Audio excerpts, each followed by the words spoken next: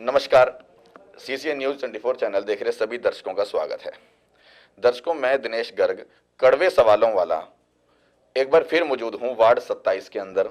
मेरे साथ मौजूद हैं दीपक जैन जी। जैन साहब, जय जिनेंद्र। जय जिनेंद्र जी। एक फिर तीखी नोकझोंक रखेंगे, फिर खास मुद्दों पे बात करेंगे। जरूरी नहीं कि हर बार बुराई ही हम आपको पेश करें। मीडिया का काम असल में है समाज का आईना। वो आईना अगर शीशा गंदा है तो गंदा चेहरा दिखाई देगा, शीशा अच्छा है तो हमें अच्छा चेहरा दिखाई देगा। कई लोगों के मन में होता है कि सिर्फ और सिर्फ बुराई ही मीडिया दिखाती है, लेकिन मीडिया बुराई नहीं दिखाती, मीडिया सच्चाई दिखाती है। बुरे आप हो, सच्चे आप हो। अगर आप सच्चे हो तो सच सामने जनता देख रही है। आपके अंदर कोई खोट है, कोई कड़वापन है, कोई बुराई है, तो जनता वो देख रही है। फर्क सिर्फ इतना है कि कौन सा मीडिया वाला कितना बिक गया या वो निष्पक्ष होकर दिखा रहा है। मेरी कोशिश रहती है कि मैं ना पक्ष की करके ना विपक्ष की करके मैं सिर्फ निष्पक्ष बात करूं। जरूरी नहीं कि अगर बिकेंगे तो चापलूसी होगी, तो फिर तो इनकी बुराई में दिखा नहीं पाऊंगा, और अगर नहीं बिकूंगा तो कोशिश रहेगी मैं सच दिखा सकूं। ठीक कह रहा हूं या नहीं? ठीक है, बिल्कुल दिनेश जी। और देखिए, आप एक बार मेरे पीछे भी एक चीज देखें। दुनिया के अवगुण क्या देखूं, मुझ में खुद कई हजारों हैं। और ये मैंने सामने भी लगा रखा है। ये वाकई, ये देखो, मैं इसका थोड़ा सा मतलब आपको बता दूं।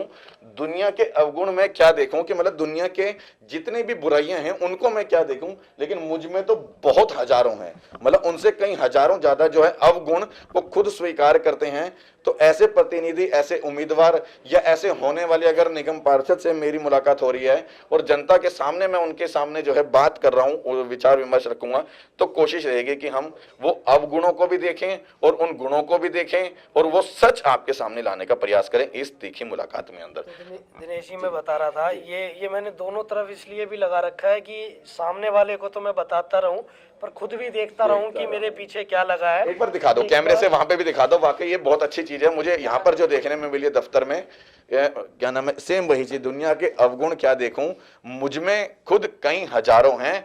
और इस तरह से अगर किसी भी प्रतिनिधि से मैं बात करूं, तो मेरा उम्मीदवार से मैं बात करूं, तो मेरा वाकई हौसला भी अच्छा लग रहा है और मुझे ये चीज अच्छी भी लग रही है कि मैं किसी सज्जन पुरुष के पास बैठा हूं। दूसरा कि ये लगे क्यों है, अगर इन पे हम बात करें। देखिए दिनेश जी, आप भी मुझे लगता है हम दोनों व्यक्ति धर्मों से जुड़े हुए व्यक्ति, किसी भी धर्म से जुड़े हुए हैं। मुझे लगता है कि धर्म की जो किताबें हैं, जो ग्रंथ हैं, वो कभी किसी व्यक्ति को गलत नहीं सिखाती हैं।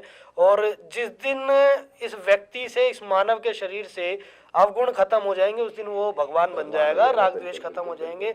तो मुझे लगता है आज तक इस दुनिया में जितने भी व्यक्ति अभी तक हैं, अगर मैं साधु संतों की बात भी करूं, तो वो प्रयासरत है अपने अंदर अवगुण खत्म करने के, हमसे थोड़े ज्यादा प्रयासरत हम भी हैं कि हमारे अवगुण खत्म हो। पर जो साधु संत हैं वो हमसे जल्दी के उस रास्ते पे है।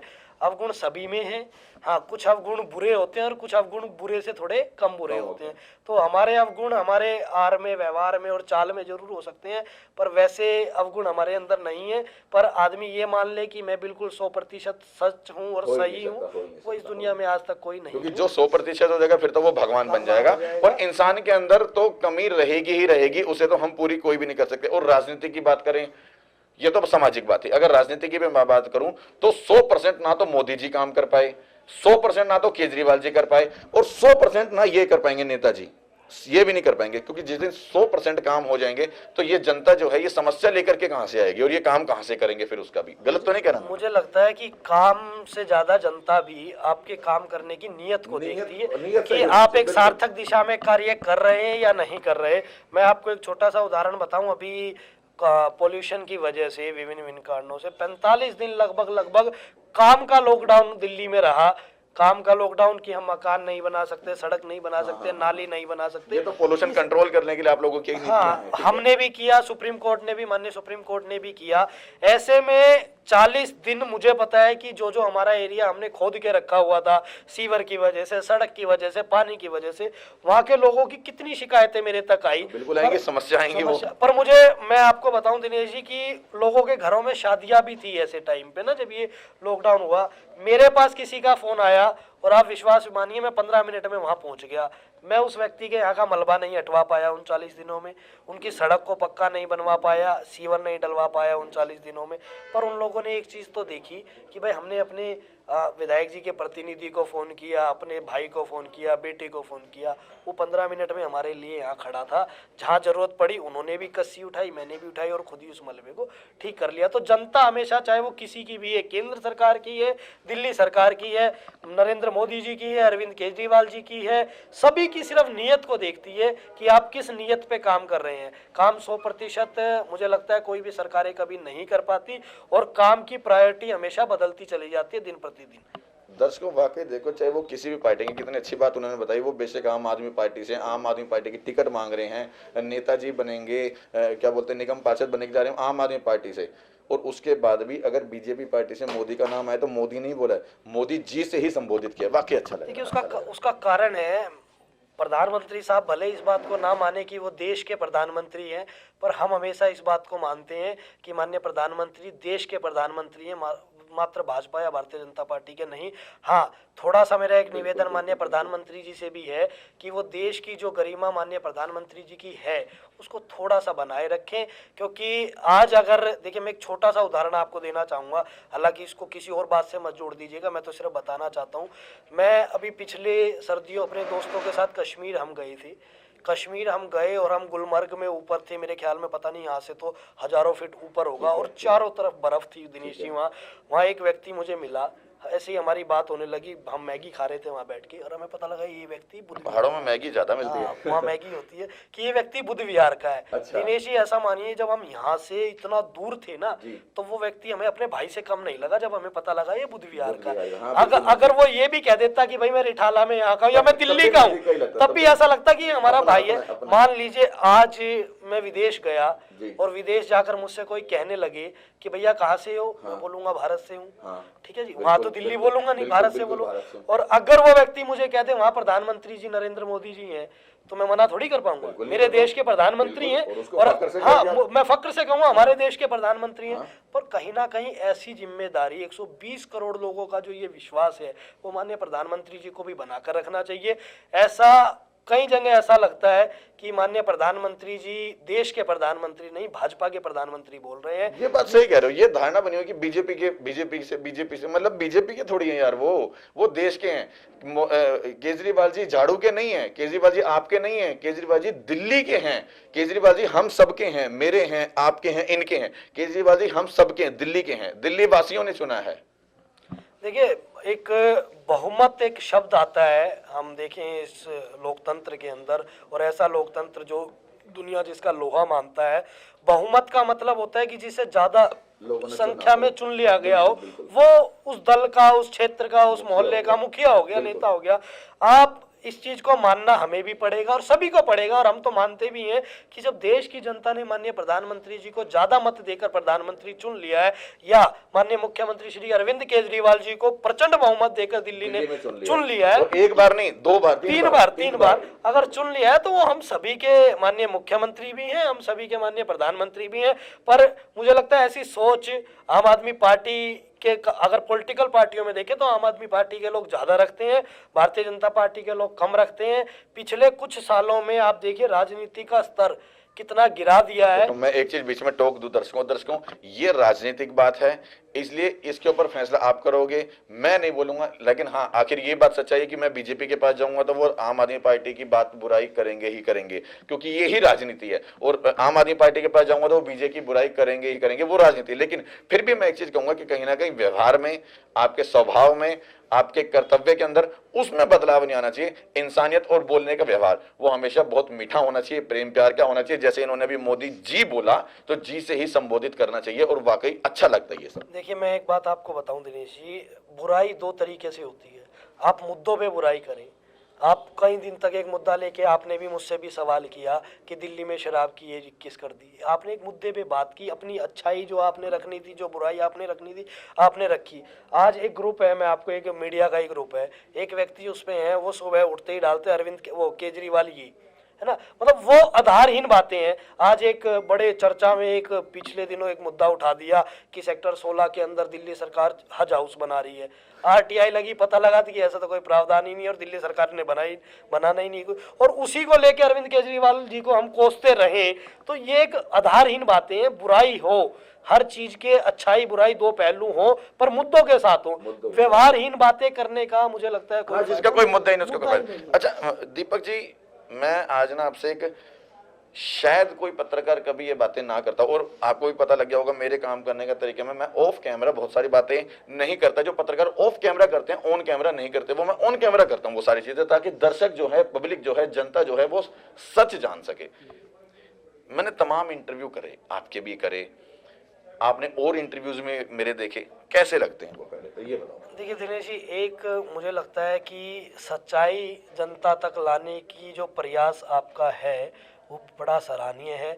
और सबसे अच्छी बात है कि इस कैमरे के अलावा जो ये कैमरा भी चल रहा है, ठीक है ना, हम इस कैमरे को चला लें, अभी यहाँ से कुछ रिकॉर्ड कर ले जाएं और अपने कार्यालय में उस पर कट पेस्ट करके काम कर दें। साथ में जनता को एक आईना लाइव के माध्यम से दिख रहा है। ये एक बेहद अच्छा प्रयास है आपका, और मैं तो निवेदन करूंगा कि इस प्रयास को हमेशा निरंतर जारी जरूर रखें। चलो चाय पे चर्चा करेंगे, चाय ले लेते हैं। उस दिन पौने घंटे का इंटरव्यू हो गया और चाय पे चर्चा होने वाली, अकस्मात कोई पत्रकार यहाँ रवि रोहिला जब है पत्रकार बैठा, उसकी वजह से इसने बताया कि उसने इशारा कर दिया चाय नहीं पिलानी, ये कड़वे पर सवाल करेगा, चाय नहीं पिलानी। चलिए धन्यवाद जो है, चलो पत्रकारिता को सराहने के लिए आपका धन्यवाद, और हमारा हौसला बढ़ाने के लिए भी इस तरह से धन्यवाद। अच्छा, जो मैं मुद्दों को लेकर के आम आदमी पार्टी के प्रत्याशियों के पास गया, उम्मीदवारों के पास गया, होने वाले नेताजी के पास गया, क्या वो मुद्दे एक पत्रकार को नहीं उठाने चाहिए या उठाने चाहिए? देखो दिनेश जी, सबसे पहले तो मैं कहीं ना कहीं आपका इस बात के लिए धन्यवाद करूंगा कि आपने भी ये जाना। देखिए, मैं आपके पीछे कुछ कमेंट्स पढ़ रहा था, उसमें लिखा था कि दिनेश जी आम आदमी पार्टी वालों के पास ही ज़्यादा जाते हैं ना कमेंट्स में।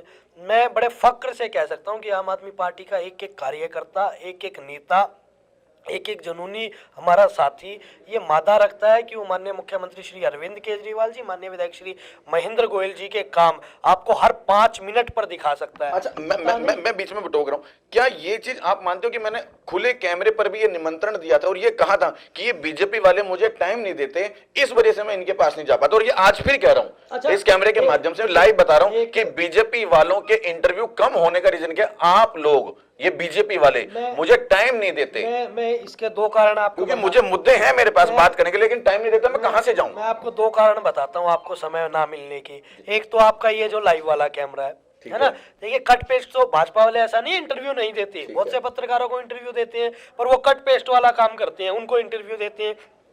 दूसरा कि वो बोलेंगे क्या, आपने उनसे पूछा, मान लीजिए आप किसी निगम पार्षद पे चले गए कि इन 5 साल, मैं कह रहा हूँ आप हमारे यहाँ के निगम पार्षद पे जाइए, और गया था। हाँ, तो मुझे पता गया था, आपको नहीं दिया होगा, गया था, समय नहीं दिया होगा। आप उनको सिर्फ एक सवाल पूछिए कि पिछले 5 साल में एक ईंट इस वार्ड में अगर उन्होंने कहीं लगाई है, बहुत बड़ी बात नहीं कर रहा दिनेश जी, 5 रुपए की एक ईंट आती है।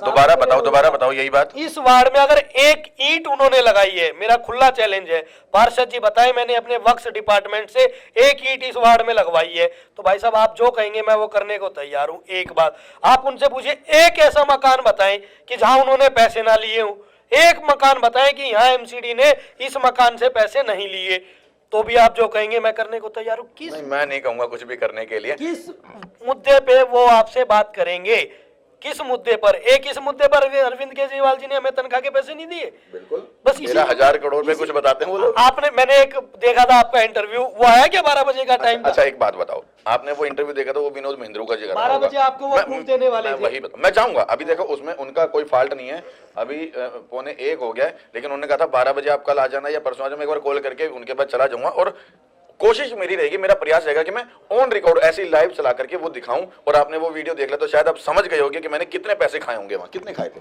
देखिए दिनेश जी, मुझे लगता है कि, अच्छा ये सवाल आता क्यों है आपसे, आपको मालूम है? हाँ, मेरे को ये पता क्यों आता है सवाल? मैं ये पूछ, हाँ, वर्तमान समय में जो देश का चौथा स्तंभ है, मीडिया को देश का चौथा स्तंभ कहा गया है, वो लेखनी, आजकल लेखनी में जो शाही डल रही है ना, वो बड़ी सत्ताधारी पार्टियों से डल रही है, वो कहीं ना कहीं बिजनेसमैनों से डल रही है, जब आम धारणा में ये चीजें आ जाती हैं तो आपको एक ही तरीके से हर आदमी आंकने लग जाता है। और रही बात कि आपको क्यों कहा जा रहा है, तो आप जब अच्छा काम करेंगे ना दिनेश जी, आपके जितने समर्थक होंगे उतने आपके विरोधी भी। मतलब आपको ये लगता है कि मैं सही कर रहा हूं और मैं इसी राह पे चलता रहूं, मतलब मैं अपने सवाल ऐसे ही उठाता रहूं, सच ऐसे ही दिखाता रहूं, मतलब आपको भी लगता है कि मुझे चापलूसी नहीं करनी चाहिए? एक बहुत अच्छी बात कही थी, अभी मैं उन महापुरुष का नाम भी बता दूंगा कि जब आप कुछ अच्छा करने चलेंगे सबसे पहले आपको बेवकूफ़ बताया जाएगा, थोड़े दिनों में लोग आपके साथ चलने हाँ, लगेंगे। यही मेरे को कहा कुछ लोगों ने मुझे, कुछ पत्रकारों ने मुझे ये कहा कि ये तो बेवकूफ है, ये इसको पत्रकारिता करनी नहीं आती, ये आम आदमी पार्टी को बदनाम करे। ये कुछ लोगों ने मुझे भी कहा कि ये आम आदमी पार्टी को बदनाम करे, ये बीजेपी का भेजा हुआ एक एजेंट है। देखो थोड़ा सा तो कहीं कहीं क्या लगता है, अभी जैसे सेक्टर 5 में एक पोस्टर लग रहा था गुरदीप दत्ता जी का, है ना, वहां आपने एक वीडियो बनाई, वो मुझे भी मतलब मैं एक पार्टी का कर्मठ कार्यकर्ता या कार्यकर्ता होने के नाते मुझे भी ऐसा लगा कि भाई ये पोस्टर तो पता नहीं कितनी सारी पार्टियों के लगते हैं। उसी का जवाब दूंगा दीपक जी, जैन साहब दूंगा। मैं जिस दिन हमारे सेक्टर 6 में रितु कुमारी करके महिला हैं, मैं उनका इंटरव्यू करके रुक रहा था और ये लाइव बता रहा हूँ, इंटरव्यू करके उतर रहा था, तो मुझे वो गुरदीप दत्ता जी का एक एजेंट वो पोस्टर लगाता दिखाई दिया, तो मैंने तुरंत उसकी वो वीडियो बनाकर पोस्ट कर दी, तो वो सिंगल पोस्ट हो गई। सेम चीज जब मुझे कल संदीप कनिका जैन जी ने निमंत्रण दिया कि आप इंटरव्यू के लिए आ सकते हो, तो मैं रास्ते में जाते हुए उनके पास कुछ तस्वीरें खींच के ले गया था और मुझे दिखाई दी जो रास्ते में उनकी तस्वीरें कि जो उन्होंने अवैध रूप से सरकारी खंभों के ऊपर, सरकारी पोल के ऊपर और सरकारी यंत्रों के ऊपर जो टेलीफोन यंत्र रहे थे उनके ऊपर वो लगा रखी थी अपनी संदीप कनिका जैन के पोस्टर की, आधार कार्ड वगैरह। वो मुद्दा भी मैंने उस इंटरव्यू में उठाया। अब मैं स्पेशल उस मुद्दे को ही लेके पहुंच जाता, बस इसकी बात करूंगा और कोई बात ना करूंगा, तो शायद फिर आपको लोगों को लगता कि हाँ, जैसे आम आदमी पार्टी का एक मुद्दा सिर्फ ये उठाया तो इनसे भी सिर्फ ये उठा के रह गए, तो आप लोग मुझ पे आरोप क्या लगाते? मैं बताऊंगा तो आरोप क्या लगता है, क्या बोलते हैं दीपक जी, कि ये बीजेपी के पास गया ना तो सिर्फ देखो एक सवाल करके हट के आ गया, इन्होंने बाकी सारी बातें नहीं करी, मैंने बाकी सारी बातें कर दी तो बात क्या उठी, ये तो सिर्फ एक मुद्दा सा बीच में छेड़ दिया। अरे बीच में ही तो छेड़ूंगा भाई। बाकी थोड़ा सा एक वो जो सिद्धांत हमारे देश में चलता है ना कि कुछ तो लोग कहेंगे, उसको थोड़ा सा रखिए, और आप जितना ये अच्छा काम करते जा रहे हैं, सच्चाई लोगों के सामने लाते जा रहे हैं। हाँ, मेरी सच्चाई को कुछ लोग दबा रहे हैं, इस समय मैं सही लाइव बता रहा हूँ, कुछ लोग दबा रहे हैं। उन लोगों को लगता है कि ये भेजा हुआ एजेंट है, इसने दीपक से ऐसे सवाल करे तो क्यों करे, इसने ललित सिंघल से ऐसे सवाल करे तो क्यों करे, मतलब आम आदमी पार्टी से ऐसे सवाल करे तो क्यों करे। ये चीज मुझे बीजेपी वाले बोलते हैं अब कि तुमने कल मेरे से क्या बोलते हैं बीजेपी वाले, क्या बोलते हैं दीपक, जब इसका मतलब आप आम आदमी पार्टी के भेजे हुए एजेंट हो जो हमारे से नेगेटिव, क्योंकि उनके पास अभी तक ऐसा कोई पत्रकार ही नहीं पहुंचा जो नेगेटिव सवाल करे। पहुंचता है? एक मिनट, पहुंचता है कभी ऐसा कोई पत्रकार? नहीं, बिल्कुल नहीं पहुंचता, सब चापलूसी कर रहे हैं।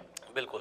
तो अब जब मैं आम आदमी पार्टी का काम कर रहा हूं कि इनके खिलाफ आवाज अगर उठा रहा हूं या मुद्दे की आवाज उठा रहा हूं, तो बीजेपी वाले क्या कहते हैं, आम आदमी पार्टी वाले कह रहे हैं कि ये बीजेपी का एजेंट है। और जब मैं बीजेपी के मुद्दे उठा रहा हूं तो वो भी कह सकते हैं कि इसका मतलब ये आम आदमी पार्टी का एजेंट है।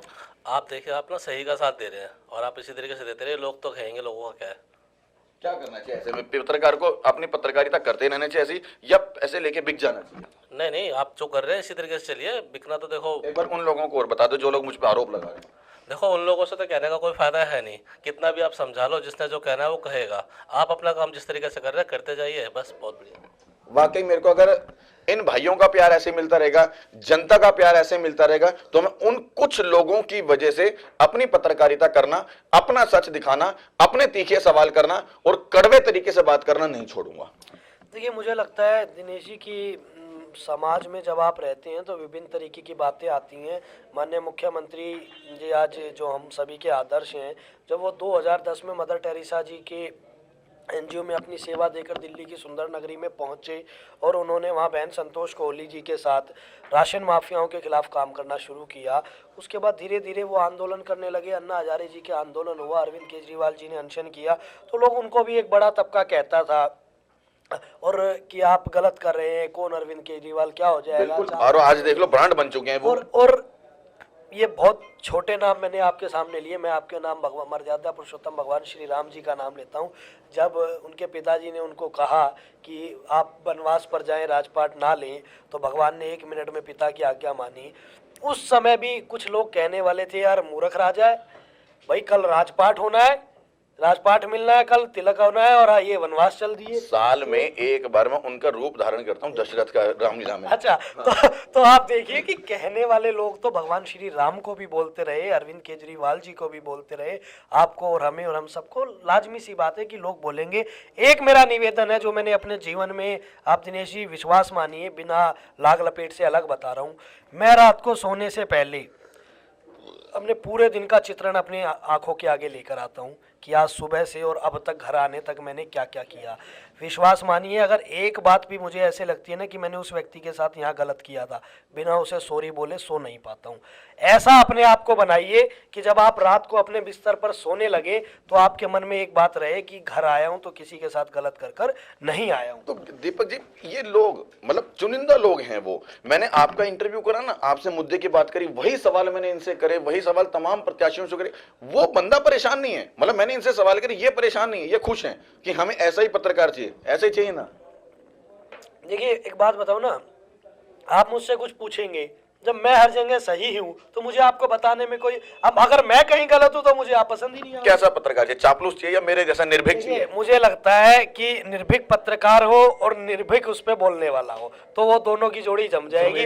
अगर एक निर्भीक ना हुआ दोनों में से तो बिल्कुल आप उसके लिए गलत हो जाओ। ये बात बिल्कुल सही कि इन्होंने जो इज्जत से मुझे यहाँ बिठा के चाय भी पिला दी और ये निमंत्रण भी दे दिया कि बात करो, तो शायद ये मुझे दरवाजे के बाहर से ही खड़ा कर देते, कहते अच्छा दिनेश आ रहा है, वो कड़वे सवालों वाला, उसको कह दो मैं टाइम नहीं दे रहा, मना कर दो। और मैं बाहर खड़ा होकर के साफ कह देता कि मैं अपने मुद्दों को लेकर आया था, बात करने आया था, लेकिन नेताजी ने मुंह छुपा लिया, मुझसे बात नहीं करना चाह रहे, तो शायद नेताजी की बदनामी उसमें ज्यादा होती बजाय की अब हम सीधी सीधी बात कर रहे हैं इसमें, क्योंकि सीधी बात करना हमारा भी हक है और इनका फर्ज है जनता को जवाब देना।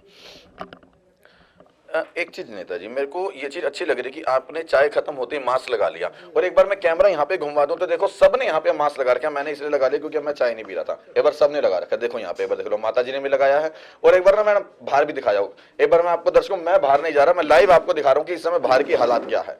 बाहर दिखा दो, एक बार दिखाओ जाओ मैडम, हटो भाई, एक बार आगे से हटो, देखो यहाँ पे प्रॉपर कैसे मास्क लगाया हुआ है भैया ने, माता जी ने हटा रखा है, लेकिन माता जी को भी लगाना चाहिए। को बता दो मास्क लगाना चाहिए, बता दो।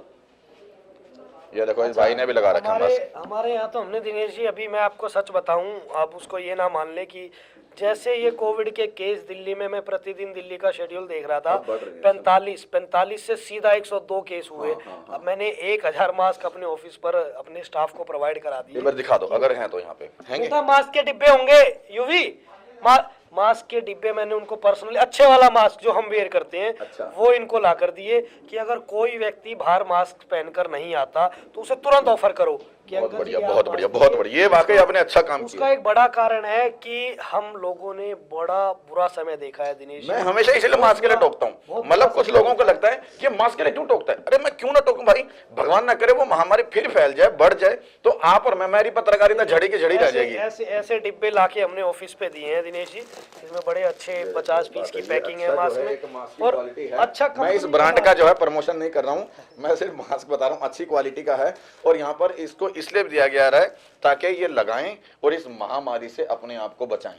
तो इसका कारण है कि हम लोगों को कहते भी हैं कि कम से कम ऐसा रहे कि आपका और हमारा माध्यम कार्यालय के माध्यम से बना रहे, ऐसा ना हो कि आप भी घर हो और मैं भी घर हूँ, काम ही बंद हो जाए। तो जनता भी अब समझ रही है, और मैं तो सभी दर्शकों से भी निवेदन करूंगा कि देखिए ऐसा नहीं है कि हम मास्क नहीं लगाते थे, मैं आपको बताऊं कि मैं बिल्कुल लाग लपेट नहीं बता रहा हूं, हमने भी मास्क लगाना छोड़ दिया था, टोक के लगाना शुरू कर दिया। पर जो ये देखिए टोक से ज्यादा वो मोबाइल में जो डेली का स्टेटस आता है ना जी, वो कि डेली के आंकड़े अब 100-150 ओमिक्रॉन 50-100, तो अब हमें संभल जाना चाहिए और अब हमें जरूर अपना सेफ्टी बरत लेनी चाहिए। चलिए दीपक जी, एक मेरा एक सवाल रहेगा, क्योंकि बहुत ज़्यादा लंबी वीडियो ना करते हुए, असल में मैं आया तो आपके पास इसीलिए था, मेन चीज़ जानने के लिए कि किस तरह का पत्रकार जनता पसंद करती है, किस तरह का पत्रकार आप लोग पसंद करते हैं, क्या मेरे सवाल गलत रहते हैं या मेरा पत्रकारिता का तरीका गलत है, ताकि उन लोगों को ये मैसेज पहुंच जाए कि मैं जो कर रहा हूँ वो गलत है, ये सही है। एक शब्द में उनको और क्लियर कर दें। नहीं दिनेश जी, मैं तो आपको फिर एक बात बताना चाहता हूँ,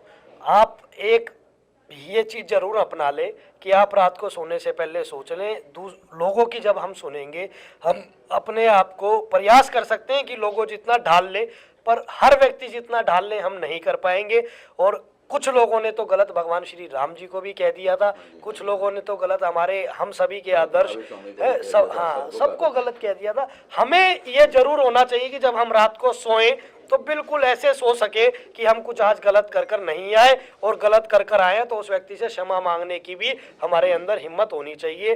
देश के, मैं आपके माध्यम से बता दूं, मुझे जहाँ भी बोलने का मौका मिलता है, मैं किसी भी प्रोग्राम में अगर बोलता हूँ तो दो बातें जरूर बोलता हूँ कि हमारे देश के बुजुर्गों ने हमें बहुत सुंदर सुंदर गहने संस्कारों के रूप में दिए थे। जो दो सबसे अति महत्वपूर्ण चीज़ें आज इस दुनिया से, देश से और हमारी दिल्ली से सब जगह से खत्म होती जा रही है, एक सहनशीलता और एक क्षमा। आधे से ज़्यादा थाने आज सिर्फ सहनशीलता और क्षमा खत्म होने की वजह से भरे पड़े हैं। रोड पे एक्सीडेंट हुआ, रोड पे गाड़ी एक दूसरे से, दो गाड़ी आपस में टकराई, अगर एक व्यक्ति उस समय क्षमा मांग लेता और एक व्यक्ति सहनशील हो जाता तो मुझे लगता है वो थाने तक मुकदमा नहीं पहुंचता। निवेदन है कि ये क्षमा और सहनशीलता हर आदमी अपने जीवन में जरूर अपनाए। और रही आपकी बात, तो आप अपना कार्य निरंतर जारी रखते रहिए। रात को सोने से पहले जरूर सोचना कि गलत कर तो नहीं है। आपको पसंद आता है ना? मुझे पसंद है, इसीलिए एक इंटरव्यू के बाद आज ये मेरा चौथा पांचवा इंटरव्यू आप कर रहे हैं। और जो व्यक्ति आपको समय नहीं देते उनको बताना चाहता हूं कि आप भी कम से कम उनकी गेट पे खड़े होके 15 मिनट एक वीडियो चलाएं जरूर। मेरे को लगता है ये चलाने ही पड़ेगा, चलाने। लेकिन अब कल दिया है, कल मेरे को टाइम मिला है, मेरे को 2 बीजेपी वालों से टाइम मिला और मैं बिल्कुल गया, मैं मुद्दों की बात करने गया। उनको लग रहा होगा शायद हमारी बुराई दिखाने आए, बल्कि मैं बुराई दिखाने नहीं आया था। मेरा मकसद सिर्फ सच दिखाना था, मेरा मकसद था सिर्फ मुद्दों के ऊपर बात करना था। क्योंकि वो मुद्दे जो जनता के मुद्दे हैं, वो मुद्दे हैं कि जिनसे कारण हम या तो परेशान हैं या हमारे को कहीं ना कहीं वो हमारे व्यवहार से वो जुड़े हुए हैं। तो वो जीवन के साथ जुड़े हुए मुद्दों के ऊपर एक पत्रकार का काम है आवाज उठाने का। अच्छा दीपक जी, अपने यहाँ पर दफ्तर में, कार्यालय में मैं जब भी आता हूँ यहाँ पर, एक तो मुझे भीड़ नजर नहीं आती कि भाई आप लोगों ने जैसे आधार कार्ड कैंप बहुत ज़्यादा लग रहे हैं, लेबर कार्ड कैंप बना रहे हैं, तो आपके यहाँ पे एक तो भीड़ नहीं है। दूसरा, क्या क्या सुविधाएं यहाँ पर आप दे रहे हो? देखिए, रही बात भीड़ की दिनेश जी, तो हमारे यहाँ कैंप हम लगाते हैं महीने में एक। डेली नहीं लगाते? डेली नहीं लगाते, महीने डेली लग रहे हैं सबके पास। महीने हमने अपने ऑफिस का एक शेड्यूल बनाया हुआ है। हम महीने में 3 दिन कैंप लगाते हैं। जैसे अभी आप सुन रहे होगे ना, मैं कुछ लोगों को बता रहा था कि हमारा कैंप 4, 5, 6, 7 तारीख को आधार वाला कैंप है। हम महीने में 2 या 3 दिन कैंप के लिए देते हैं। आम दिनों में हम यहाँ डेली पहचान पत्र बनाते हैं, तीर्थ यात्रा, सड़क, बिजली, पानी। आप देखिए और कार्यालयों पे जाइए, आपको वहाँ ना सरकारी काम थोड़े कम नजर आएंगे। हमारे यहाँ आप एक बार इस पर्चे को देखिए, एक बार दिखाता हूं मोबाइल से। पानी, बिजली, सड़क, सीवर, गेट, कैमरा, विधवा पेंशन, विकलांग पेंशन, आर्थिक सहायता, मुख्यमंत्री कोविड-19 योजना, पहचान पत्र, आधार कार्ड संशोधन फॉर्म, निवास प्रमाण पत्र, चरित्र, आय, सरकारी विद्यालय, दाखिले, अस्पताल संबंधित कार्य। तो हम लोगों को सरकारी सुविधाएं भी इस कार्यालय से दे रहे हैं और निरंतर दे रहे हैं। रही बात कैंपों की, तो महीने में 3 दिन हम कैंप के लिए जरूर अपने रिजर्व रखते हैं, जो हम लगाते हैं। हाँ, आम दिनों में जो लोग, अब देखिए 2 हमारे यहाँ काम करने वाले लड़के हैं, मैं भी हूँ और हमारे पास साथी हैं। आदमी आया, 5 मिनट में उसे फ्री करके भेजा।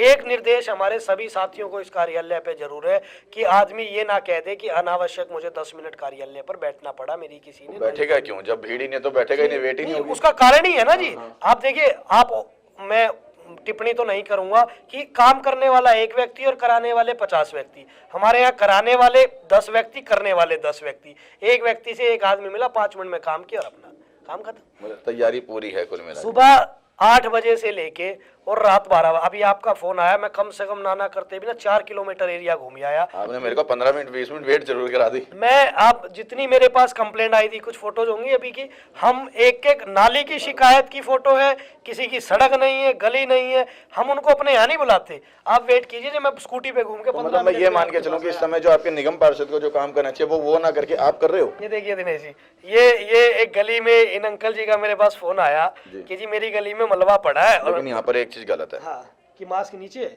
अच्छा, कि मेरी गली में मलबा पड़ा है। मानते हो ना? नहीं, बिल्कुल मानते हो। हम गली में मलबा पड़ा है, ये आ जाइए। आंटी जी का फोन आया कि कूड़ा पड़ा है। मैंने कहा जी आप मत आइए, मैं आ रहा हूँ कि शिकायत लिखवाने आ जाऊँ कार्यालय। मैंने कहा मैं आ रहा हूँ, क्या जरूरत। इस बहाने दिनेश जी 10 होना भी यही चाहिए। ये नहीं कि मतलब नेताजी हैं, दफ्तर में बैठे हैं, एसी लगा के बैठे हैं, कंडीशनर बैठे हैं, तब हमारे पास कोई मिलने के लिए आएगा। अरे नेताजी बनाए जनता ने, और जनता की समस्याओं सुनने के लिए जनता के बीच में जाना ही पड़ेगा, ऐसे जाना पड़ेगा, लेकिन मास्क लगा के। मुझे 2 फायदे हैं ना इसके। एक तो मैं कुछ लोगों से मिल लेता हूँ, वोट इकट्ठी हो जाएगी। नहीं, वोट तो देखिए उन लोग, एक बात बताए, वोट तो हमें मिली हुई है। विधायक जी का चुनाव हम 20,000 वोटों से जीते हुए हैं, तो हमें वो वोट तो हमारी है ही ना, हमें उन लोगों की काम करनी, डिलीवरी उनको देनी है। और दिल्ली सरकार का हमेशा से दे रहा है कि डोर स्टेप डिलीवरी के माध्यम से हम लोगों को डोर स्टेप के हिसाब से मुझे याद आया कि आप लोग ये मेरे ख्याल से लाइसेंस और उसका भी तो डोर स्टेप सारा दिल्ली के अंदर दिल्ली सरकार ने 50 रुपए की फीस के माध्यम से 1076 पे फोन कर कर आप दिल्ली सरकार की 100 सेवाएं घर बैठे ले सकते हैं। आपको कहीं जाने की आवश्यकता नहीं है, 1076 पे फोन। इसीलिए ये बीच के जितने दलाल है ना वो परेशान है दिल्ली सरकार से। देखिए अब यूँ तो दिल्ली सरकार से ना, अब मैं आपको बताऊं, जनरेटर वाले सबसे ज्यादा परेशान है, इन्वेटर वाले सबसे ज्यादा परेशान है। आप लोग धंधा खो देते हैं उन लोगों का। 24 घंटे केजरीवाल जी ने दिल्ली में बिजली दे दी, हम इन्वेटर कैसे? धंधा खत्म कर दिया ना उनका। कुछ अच्छे काम के लिए भाई, अच्छा काम होगा तो बुरी लोग चीजें साइड होंगी। चलिए अंत में उन दर्शकों को क्या मैसेज देना चाहोगे, अपनी वार्ड की जनता को क्या वायदे करोगे कि जिन्हें आप यहाँ पर करना चाहते हो और जो उन लोगों ने नहीं किए, जो अभी प्रत्याशी यहाँ पर उम्मीदवार मतलब होंगे? देखिए दिल्ली में एक 112 नंबर चलता है, पहले 100 चलता था, अब 112 चलता है कि 100 नंबर कीजिए और पीसीआर आपके घर पर आ जाएगी।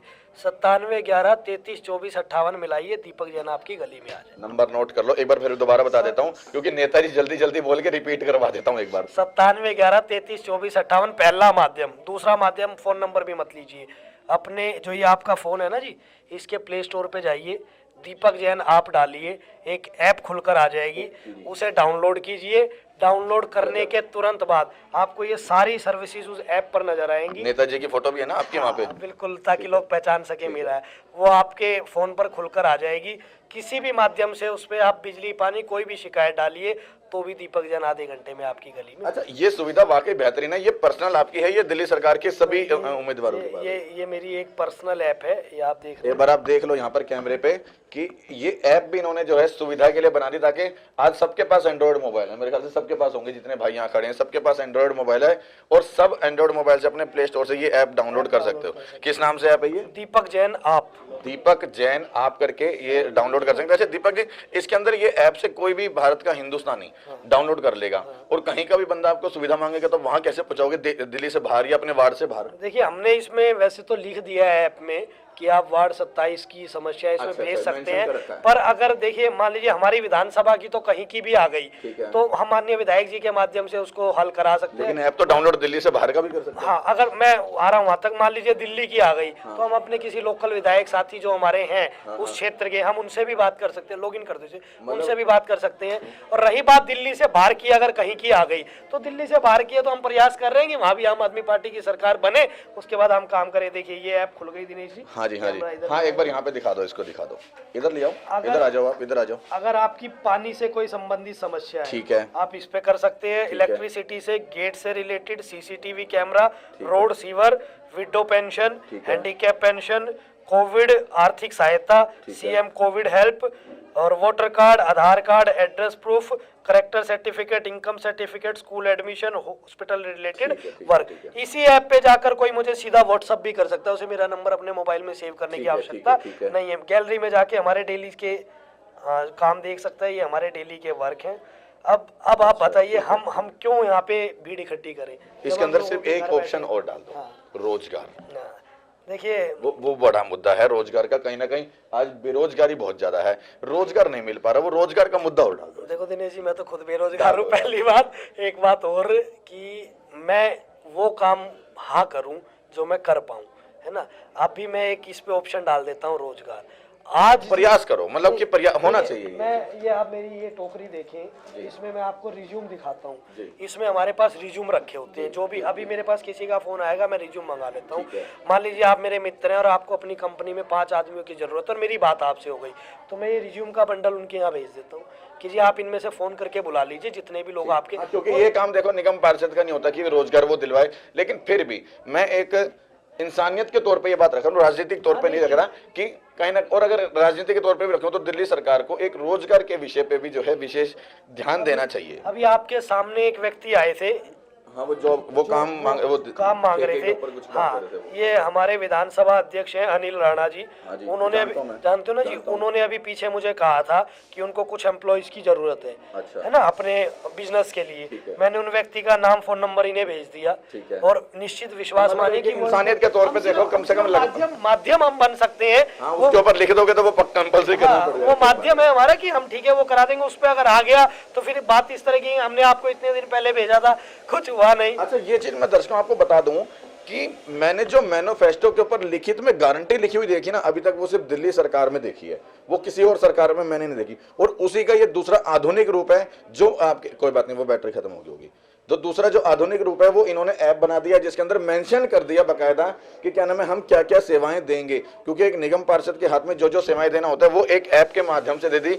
मैनिफेस्टो कागज का है, वो फट भी सकता है, खो भी सकता है, लेकिन ये ना खोएगा ना फटेगा। जी जी, नहीं हमने वैसे फिर भी देखिए बहुत से लोग एंड्रॉयड फोन यूज नहीं भी करते होंगे, हमने ऐसा कागज भी सभी घरों में भिजवा दिया था। और देखिए कागज भिजवाना, ऐप करना अलग बात है। मैं तो आपसे भी निवेदन करूं, एक दिन आप बैठिए, मैं आपको फॉर्म दिखाता हूं। मैं यहाँ बैठ जाऊंगा तो ये और आरोप लग जाएंगे, तो क्या कितने फार्म हमारे पास हैं दिनेश जी। आदमी आपको एक बार कागज दी जाएगा, अगर उसका आप पर विश्वास नहीं होगा और आप काम नहीं करोगे ना, वो दोबारा आपकी सीढ़ी भी नहीं चढ़ेगा। हमारे यहाँ प्रतिदिन हम अलग अलग प्रकार के करीब 100 फार्म लेते हैं लोगों के, चाहे उसमें आधार कार्ड है, चाहे पहचान पत्र है, तीर्थ यात्रा है, या और भी तरह की पेंशन है। 100 लोगों के कागज लेते हैं। आप विश्वास मानिए 5 बजे तक हमारा ऑफिस खुलता है, कभी आइएगा 8 बजे के बाद भी हम पीछे वाले गेट खोल के, हमारे लड़के 9 बजे तक यहाँ काम करते हैं। जो आज फार्म लिए उनको रात तक कंप्यूटर पे चढ़ा के जाएंगे, अप्लाई करके जाएंगे और उसके बाद अगले दिन सुबह का फिर ये काम करेंगे। ठीक, दर्शकों को राम राम कर दो। मेरा सभी को राम राम और जय सिया राम। तो इस तरह की खबरों को हमारे साथ देखने के लिए बने रहिए CCI न्यूज़ दिल्ली के साथ।